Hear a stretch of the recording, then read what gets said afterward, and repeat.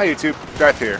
It's been a little while since my last video, and I wanted to share with you one of the most important lessons I've learned about games in the last few years. It's about playing to win. Some people might call this concept being a tryhard, but let me dispel that casual insult for you. First, I want to give you a bit of recommended reading from David Sirlin. He's a game designer, author, and a competitive player. The link will be in the description below.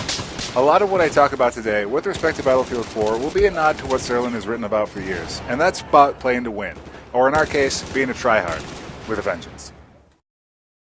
Over the last few years of playing Battlefield, I've been called a tryhard, a hacker, a noob gun user, and any other number of petty insults. But these players have one thing in common. They are scrubs. They are the players who refuse to use the best option available to win. And think about it, why wouldn't you use the best option to win at every possibility? If you're passing on a particular gun or weapon because it's overpowered, you're making a conscious decision to lose to every other player that does not pass on that option.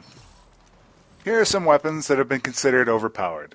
The M16A3, the FAMAS, the AEK, and the USAS-12 in Battlefield 3. And in Battlefield 4, the ACE-23, the ACE-52, the L-85, and now the AWS with Naval Strike. So what do these guns have in common? At one time or another, they were, or are, considered so much better than others that they're overpowered. Now let me make a key distinction here. When I say overpowered, I do not mean broken. I consider a tactic broken when the opposing player has no legitimate move that can counter that tactic. It's broken when that opposing player cannot reasonably perform the tactic themselves. Take, for example, the SWAV bug from late last year. Players could constantly fly the SWAV into player after player. You could easily get perfect games using nothing but the SWAV, especially on Rush or other game modes with large numbers of enemies outdoors. Players using this didn't have to put themselves in harm's way, and they could easily sit in their spawn and dominate a map. It degenerated the game into SWAV on SWAV action. There was no reasonable countermove. DICE patched this relatively quickly, about a week later.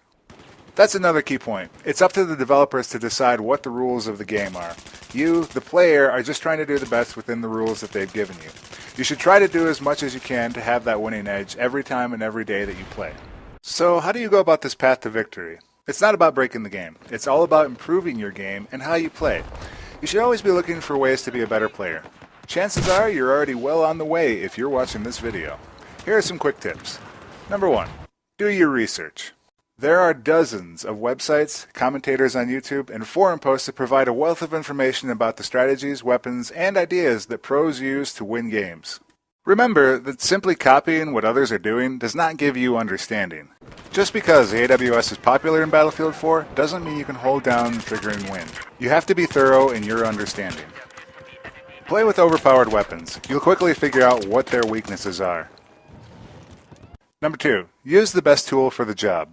Are you on a close quarters map? Use the best close quarters gun. Is there a shiny tank in your base but you want to play infantry? Make the judgment call about how you best can serve your team. If you're a good tanker, there is no reason for you to be on foot in this case.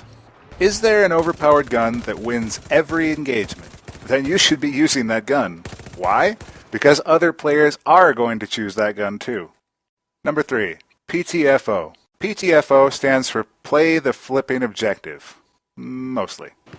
You're not helping your team by sightseeing in the great beyond of Battlefield. Get in on those point captures, prevent the enemy team from capping points by blocking them, and help win the game for your team. Number 4. Don't be a cheat. Other people are here to have fun too. Don't ruin the game for other people by resorting to broken strategies that degenerate the game. Nobody wants to see a server full of cheaters, unless, of course, you're a developer for Titanfall. And no matter what you do, remember to have fun. I'm sure there's going to be a lot of players out there who do not agree with the general concept of playing to win. And regardless, I encourage you to voice your opinions in the comments below. You can have fun in a lot of ways playing Battlefield 4, but as a competitive player, you should be trying as hard as you can. If you found this video helpful or insightful, and if you'd like to see more Battlefield 4 videos, please like and subscribe. Once again, thanks for watching, and I'll see you next time.